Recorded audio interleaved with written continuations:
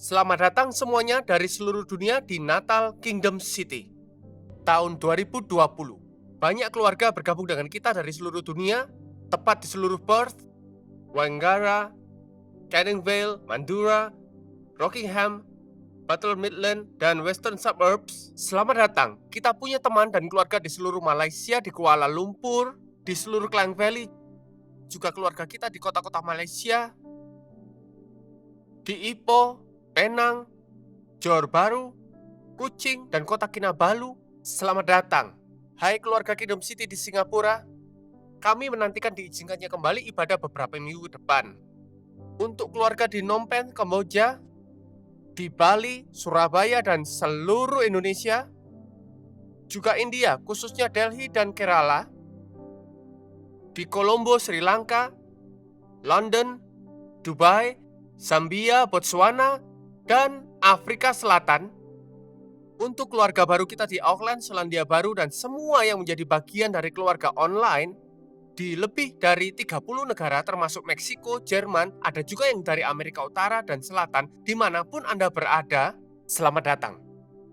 Selamat Natal, Natal yang diberkati, Natal yang mengubah hidup, dan itulah doa kami untuk Anda semua dimanapun Anda mengakses, Anda masuk, Anda mendengarkan, Anda hadir. Ini bukan kebetulan sama sekali. Jagalah hati Anda tetap terbuka karena Tuhan mengenal dan mengasihi Anda.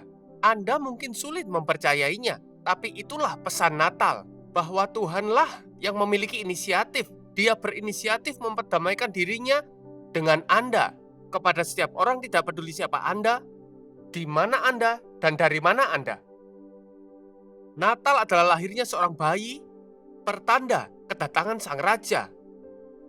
Setiap raja dulunya bayi, tapi hanya satu raja yang pernah menjadi bayi itu. Raja segala raja, Tuhan sendiri, turun menjadi sosok manusia, melangkah turun dari kekekalan, lahir dari kandungan Maria, sekitar 2000 tahun yang lalu, turun ke bumi dan menjalani hidup tanpa dosa. Dia mati secara tidak pantas karena dia datang untuk menebus apa yang seharusnya bagian kita. Begitu besar kasih Allah akan kita sehingga dia memberikan anaknya, sehingga siapapun, dimanapun, yang percaya padanya tidak akan terpisahkan dari Allah selamanya, tapi beroleh hidup kekal. Tuhan tidak datang ke dunia ini untuk menghukum, tetapi agar dunia diselamatkan melalui Dia. Pesan abadi itu tidak pernah lebih bermakna dari tahun 2020. Ini pasokan oksigen bagi paru-paru kita. Hari ini saya tidak benar-benar ingin mengajar, saya tidak ingin meyakinkan, saya hanya ingin menyatakan kekuatan kuasa nama itu, kuasa Injil untuk setiap hati yang mendengarkan, untuk menguatkan orang percaya maupun yang belum, dengan harapan dari Yesus. Dunia kita perlu harapan lebih dari sebelumnya. Dan setiap orang percaya seharusnya merespon dan menghidupi pengharapan. Kristus adalah pengharapan kita. Ini bukan hanya tema Natal Kingdom City tahun ini.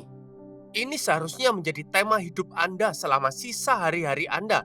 Karena saat kita ada di awal 2021 tahun depan, ada banyak dari kita bahkan tidak berani membuat rencana yang pasti. Namun orang yang menaruh iman pada Yesus berdiri di atas dasar pengharapan yang lebih dalam dari ketidakpastian, lebih kuat dari gejolak perubahan yang akan datang. Sebab itu kita tidak bisa, tidak boleh merespon seperti orang tidak berpengharapan. Beberapa tahun lalu, ilmuwan melakukan percobaan dengan beberapa tikus, menempatkan mereka di tangki air dan mengamati berapa lama mereka bisa hidup sebelum tenggelam. Hebatnya, waktu rata-rata mereka adalah 17 menit bertahan. Lalu mereka mengulangi percobaan tersebut tetapi dengan sedikit berbeda. Kali ini ilmuwan menyelamatkan tikus itu sebelum mereka mulai tenggelam. Mungkin setelah 15 atau 16 menit. Dan setelah tikus yang diselamatkan ini tenang, mereka dimasukkan kembali ke dalam air untuk kedua kalinya. Dilihat berapa lama mereka bisa bertahan hidup selanjutnya.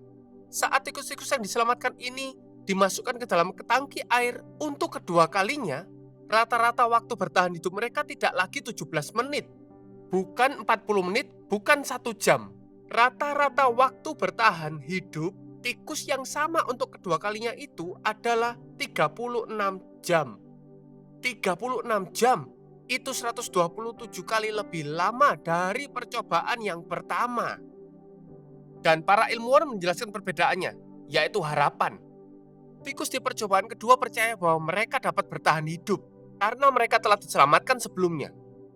John Ortberg berkata, harapan adalah bahan bakar hidup manusia. Tabrakan mobil atau kecelakaan menyelam dapat melumpuhkan tubuh, tapi ketiadaan harapan melumpuhkan jiwa. Harapan inilah yang mendorong pasangan muda-mudi untuk berdiri di altar dan berkata, "Aku bersedia," meskipun mereka tidak tahu apa yang ada di hadapan mereka. Harapan jugalah yang mendorong mereka bertahun-tahun kemudian setelah segala kesukaran hidup berjanji untuk memperbaiki hubungan mereka.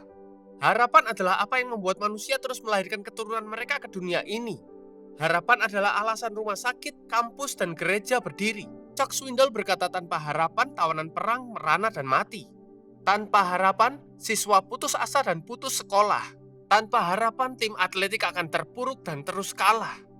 Para penulis yang haus menerbitkan buku akan kehabisan tekad, pecandu kembali ke kebiasaan mereka. Suami istri memutuskan bercerai. Harapan bukanlah sekedar suatu pilihan yang baik yang membantu kita untuk mengatasi rintangan di depan kita. Harapan adalah hal yang sangat penting untuk kelangsungan hidup kita. Harapan bukan hanya membuat kita menantikan 2021, tapi kita menantikan hidup kita di masa depan. Jika tikus-tikus itu punya harapan lolos dari air 127 kali lebih lama karena mereka pernah diselamatkan sebelumnya, lebih lagi bagi orang percaya ada sukacita karena ia tahu sudah diselamatkan dari neraka kekal, diselamatkan dari konsekuensi dosa kita. Betapa kita harus tetap punya harapan meski 2020 terasa seperti tangki yang tenggelam. Mungkin kesehatan Anda menurun, anak Anda bermasalah, pernikahan Anda hancur, atau keuangan Anda berantakan. Harapan yang kekal artinya masalah dalam hidup ini yang buruk sekalipun hanyalah sementara. Dan kita semua dapat menerjang air karena kita memiliki harapan yang sejati karena kita diselamatkan secara kekal. Bahkan maut pun kehilangan sengatnya. Kubur tidak lagi penting jika hidup kekal adalah harapan kekal Anda. Saudara, Anda tahu pengalaman sebenarnya dari diselamatkan seperti tikus-tikus itu adalah pengalaman nyata yang tersedia bagi siapa saja, bagi semua orang yang saat ini cukup rendah hati untuk mencarinya. Itu hadiah Natal yang sebenarnya. Harapan kita untuk diperdamaikan dengan Tuhan. Dan begitu kita menerima pengharapan itu, kita harus menjadi pembawa harapan, agen pengharapan. Tidak ada orang Kristen, dengar, yang tidak memiliki pengharapan. Karena Kristus yang ada di dalam Anda adalah pengharapan itu. Faktanya tanpa Yesus, Anda mungkin bisa berharap, namun tidak akan pernah mengalami pengharapan sebab hanya Yesuslah sumber pengharapan. Titus 2 ayat 13 menyebut Yesuslah pengharapan kita. 1 Petrus 1 ayat 3 menyebutnya pengharapan kita yang hidup. Alkitab mempertegas bahwa Yesuslah satu-satunya harapan kita. Bahwa hidup tanpa Yesus adalah akhir tanpa harapan. Tapi hidup bersama Yesus adalah harapan tiada akhir. Jadi saat kita melihat momen-momen yang belum pernah terjadi sebelumnya di tahun 2020 dan mencoba menghadapi masa depan yang tak terprediksi di tahun 2021, kehadiran Kristus adalah bahan bakar yang memberi harapan yang melampaui segala keadaan di hadapan kita. Artinya kita seperti tikus-tikus itu dengan anugerah supernatural. Karena kita tahu realitas diselamatkan, kita tahu kuasa dari memiliki harapan yang nyata. Kita tidak berduka seperti orang yang tidak berpengharapan. Kita harus bicara sebagai orang yang berpengharapan. Kita hidup sebagai orang yang berpengharapan. Kita harus memberi seperti orang yang berpengharapan. Kita harus mengampuni sebagai orang yang berpengharapan. Kita harus menyembah sebagai orang yang berpengharapan. Kita harus berbagi sebagai orang yang berpengharapan. Saya tidak tahu apa yang tikus-tikus itu alami atau pikirkan saat mereka kedua kalinya masuk dalam air. Tapi apapun itu, adanya harapan pada tikus yang tidak bisa bertahan 18 menit sebelumnya, kini memberinya stamina untuk bertahan 36 jam. Saudara, kita tidak bisa memikirkan apa yang terjadi pada para tikus itu. Tapi inti yang bisa kita tarik adalah apa yang dialami oleh para tikus ini. Mungkin saja hari ini ada di antara Anda belum memiliki pengalaman dosa-dosa Anda diampuni. Anda belum pernah mengalami merasakan damai yang lebih besar dari semua keadaan Anda. Anda pernah mendengar teorinya, dan harapan hanyalah sebuah teori. Anda bahkan mungkin menyanyikan lagu itu, tapi saya beritahu Anda hari ini di seluruh dunia bahwa harapan adalah pengalaman yang menjadi hidup saat Yesus Kristus menjadi Juru Selamat dan Tuhan Anda secara pribadi. Saya tidak bisa memberi Anda jaminan tentang tahun depan, tapi saya di sini untuk memberi Anda jaminan mutlak tentang kekekalan Anda. Dan jika Anda punya sedikit saja keraguan tentang kekekalan itu, janganlah mendengar khotbah tentang harapan hari ini lalu keluar tanpa pengalaman mengenal Yesus Kristus. Tuhan sendirilah sumber dari segala harapan. Yesus, Dia tidak menganggap kesetaraannya dengan Tuhan sesuatu untuk dipertahankan. Dia melepaskan segalanya dan turun sebagai hamba yang taat, datang dalam rupa manusia, dan dalam keterbatasannya sebagai manusia, Dia merendahkan dirinya, bahkan sampai mati di kayu salib.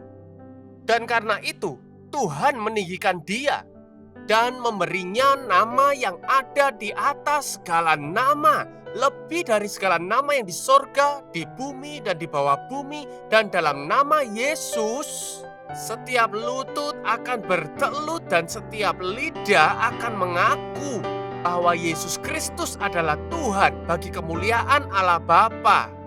Paulus selanjutnya menulis, karena itu kerjakanlah keselamatanmu dengan takut dan gentar. Saya bertumbuh di keluarga Kristen, tapi saya membuat keputusan sadar menerima Yesus ke dalam hidup saya, bukan hanya sebagai pribadi yang menyelamatkan saya dari tangki yang tenggelam, tetapi Tuhan yang menuntun dan membimbing saya. Sesuatu terjadi. Yesus membawa kesembuhan, Yesus membawa harapan, Yesus mengubah hidup, Yesus mengubah keadaan. Saat Anda memanggil namanya, keadaan Anda pasti akan segera berubah. Anda akan diubahkan. Anda tidak akan pernah sama lagi dengan kuasa namanya. Harapan itu berakar. Itu bukan perasaan. Harapan bersifat internal, bukan dari sekitar Anda. Harapan itu kekal, bukan sementara. Harapan itu pribadi, bukan rencana. Yesus adalah sauh. Keberadaannya yang internal dan kekal akan mengubah Anda selamanya. Hari ini, dimanapun Anda, ini bukan tentang bertahan 36 jam lagi. Ini bahkan bukan tentang mencoba melewati 36 tahun ke depan. Ini tentang kehadiran Yesus dalam hidup Anda yang akan menjadi sauh bagi Anda dalam badai. Dia akan mengubah Anda, akan mengampuni Anda, menyucikan Anda. Dia akan mengubah Anda, Dia akan memeluk Anda. Tapi saya ingatkan, hal ini semua terjadi setelah Anda bersedia membuka hati Anda. Dan terimalah kehidupan di Natal ini. Jika Anda Kristen, perbarui harapan Anda.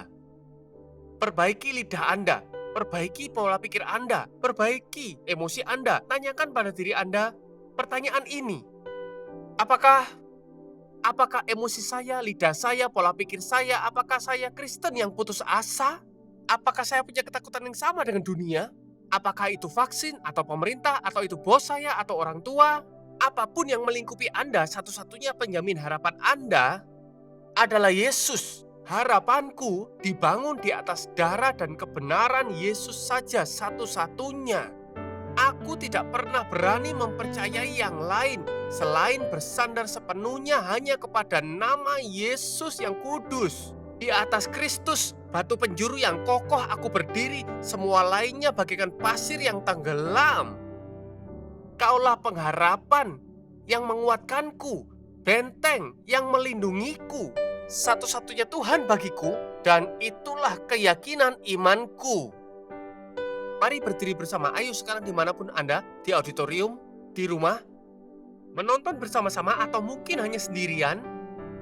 Tunjukkan hormat dan kekaguman akan Tuhan dan makna di balik Natal. Dan bagi Anda yang bisa berdiri, berdirilah bersama kami semua, dimanapun Anda. Jika Anda bisa, bergabunglah dengan ribuan orang sekarang. Mari kita secara pribadi dan global memanggil nama itu. Perhatikan, suasana akan segera berubah. Mari berdoa, mari menyembah. Mari kita sambut Dia yang mengubah suasana itu. Bapa, aku bersyukur bahwa Natal bukanlah nostalgia kelahiran, tapi kelahiran yang memperbaharui. Aku berdoa untuk setiap orang saat ini dimanapun, di auditorium, di rumah, di apartemen, dimanapun mereka berkumpul di Afrika, Asia, Eropa, Australia, Selandia Baru, Amerika Utara dan Selatan, yang online, di bagian manapun mereka ada. Tuhan, aku bersyukur karena Engkau maha hadir. Artinya Kau ada dimanapun mereka berada sekarang. Tuhan, biarlah pengingat 2000 tahun yang lalu membangkitkan iman sekarang di seluruh dunia yang mengubah keadaan untuk setiap hati yang terbuka, untuk setiap orang percaya. Tuhan, kami sungguh kagum akan nama-Mu yang kudus. Tuhan Yesus, aku bersyukur buat hidup-Mu, aku bersyukur buat kematian-Mu, aku bersyukur buat kebangkitan-Mu. Dan hari ini aku bersyukur Kau memberi harapan bagi dunia. Dalam nama Yesus, dalam nama-Mu,